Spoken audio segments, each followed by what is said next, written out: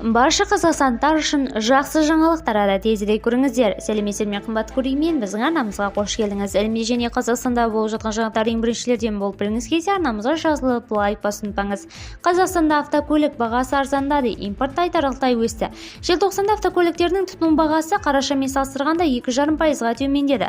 Ұлттық статистика бюросының мәліметінше, автокөлік бағасының ай сайынғы құлдырауының қазіргі қарқыны 2015 жылдың көктемінен бергі ең жоғары көрсеткішке ие. Соңғы айларда құны айтарлықтай аз байқалса да, қазірдің өзінде төмендеді.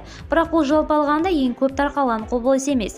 Мәселен, 2015 жылдың тамыздан 2021 жылдың шілдесіне дейін ай сайын көлік бағасының өсуі ғана тіркелген. Айта кетейік, 2023 жылы автокөліктер өндірісте импорты айтарлықтай өскен. Сондай-ақ ақшалай түрде төлемдер сәл өсті. Біраз бәрібір көрсеткіш екі есеге өсіп, шамамен 2,6 миллиард долларды құрады. Ал бірлікке орташа импорт құны сәйкесінше 25 мың долларға қарсы шамамен 20 мың долларға төмендеді.